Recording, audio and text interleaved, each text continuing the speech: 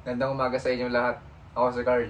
Ngayon ay mag-interview tayo ng mga tao at manghihingi ng opinion kung dapat pa bang pag-aralan ang buhay ni Rizal sa panahon ngayon. Kaya tara, samahan niyo ako. Anong pangalan mo? Ako po si Cholo. Sa tingin mo na dapat pa bang pag-aralan ang buhay ni Rizal sa panahon ngayon? Yes po, para malaman ng kabataan ang pinagdaanan niya bago siya naging bayani ng ating bansa.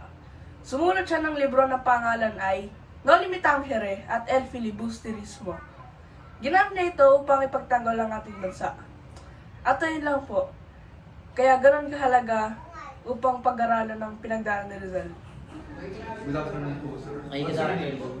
My name is Sir Ronald Mark Laredo. I am a faculty from senior high school. And I'm handling senior high school students. And my major is social science.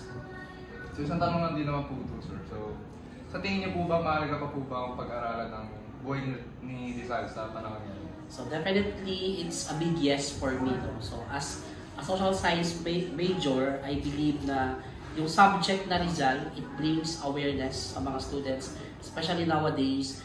Kasi yung buhay na Rizal, it discuss a lot of pride, especially bilang mga Pilipino.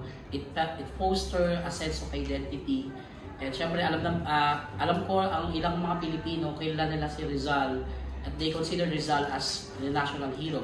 So, ano ba yung mga indicators bakit sa sinabing national hero? Kasi si Rizal, aside sa pagbumulat niya sa mga Pilipino, sa pagsulat ng dalawang kanyang nobela, which is the No Limitangere and El Filibusterismo,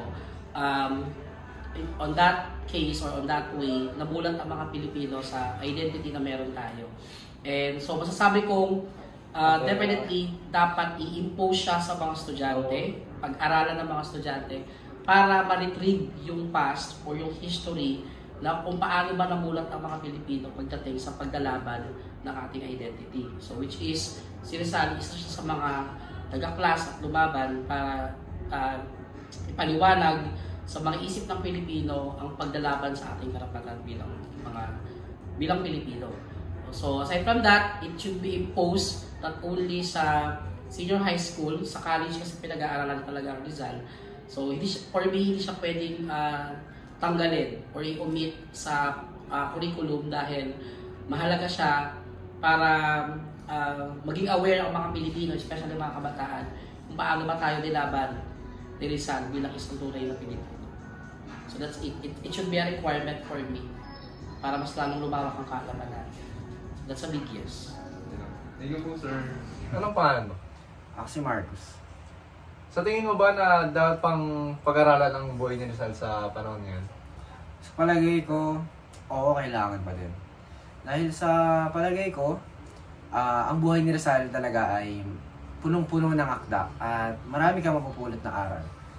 Dahil kagaya na lamang sa kanyang mga sulat na kagaya ng No Limitangere at El Filibusterismo na hina-highlight dito na kailangan ng edukasyon sa isang mamamayan, sa mamamayang Pilipino.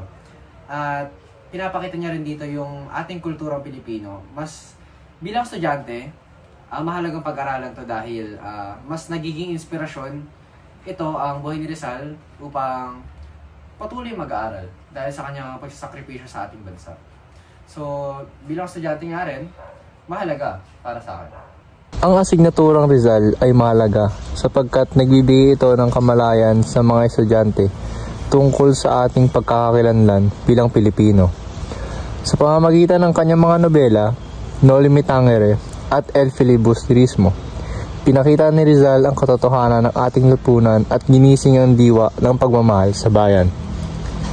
Bilang pambansang bayani, hindi lang siya lumaban gamit panulat, kundi ipinaunawa rin niya sa mga Pilipino ang halaga ng kanilang karapatan at kalayaan. Kaya't napakalaga mapanatili ang pag-aaral ng kanyang buhay sa ating curriculum.